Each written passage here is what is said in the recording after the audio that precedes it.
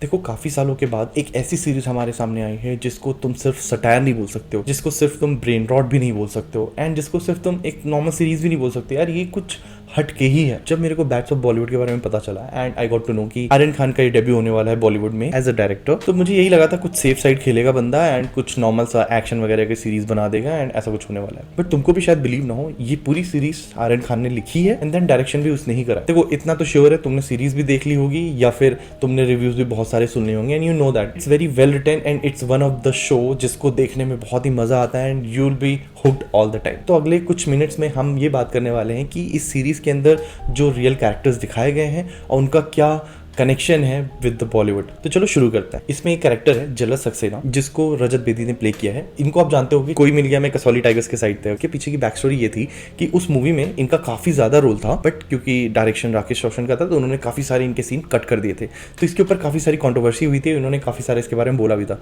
इसीलिए आप हर सीन में देखोगे हर कोई ये बोल रहा होता है कि इसको तो कहीं देखा हुआ लगता है। चलो आते हैं मेन कैरेक्टर पे, आसमान पे।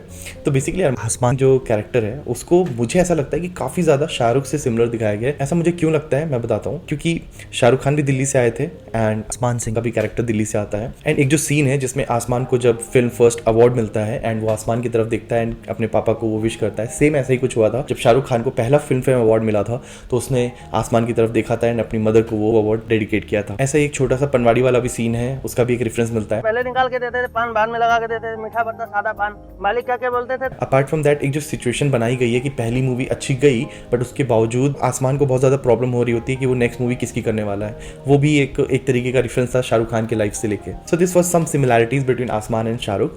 चलो आते हैं अब सोडा वाला के कैरेक्टर पे। देखो I am not very sure, तो मैं नाम तो नहीं लूंगा, बट एक दो ऐसे प्रोड्यूसर हैं हमारी इंडस्ट्री में, डायरेक्टर्स हैं ऐसी इंडस्ट्री में जिन्होंने ऐसा कुछ काम किया है। You can search on Google. कुछ टाइम पहले श्रद्धा कपूर ने एक 3 फिल्म की एक्सक्लूसिव डील साइन कर ली थी एंड देन उससे बाहर आने के लिए उनको बहुत सारे पापड़ बेलने पड़े थे। मेरे को सबसे फनी क्या लगा, उसमें एक एनसीबी का पुलिस इंस्पेक्टर आता है, उसका चेहरा देखना एंड मैं एक और चेहरा आपको दिखाता हूँ, you will find the reference there. किस लेवल पे आर्यन खान ने रिसर्च करी है एंड कितना मस्त सटायर लिखा है इस बात को लेके। एक और चीज उसमें देखने को मिलती है जब फ्रेडी सोडा वाला कहता है and remember one thing, don't do drugs, and उसी के जस्ट कट होता है एंड आता है directed by Aryan Khan. I don't know mean how he thought about it. फिर ऑफ कोर्स राउंड टेबल वाला तो आपने देखा ही होगा कि जिस तरह से सिद्धांत चतुर्वेदी और अनन्या पांडे वाला एक सीन हुआ था वैसे ही उन्होंने काइंड ऑफ क्रिएट करने की कोशिश करी आसमान और वो जो नई फीमेल एक्टर होती है उसके साथ। तो that was also very good. तो अब मैं अगर सीरीज की सीरियसली बात करूं तो मैं तो फैन हो गया हूं मनोज बावा जी का एंड राघव का। उन दोनों का कैरेक्टर क्या बढ़िया है, जहां भी वो आते हैं ऐसा हो ही नहीं सकता कि आप हंसने वाले नहीं हो। इवन वो सीरियस सिचुएशन में भी हंसा के ही छोड़ते हैं। जितना मैंने इन दोनों के इंटरव्यूज देखे हैं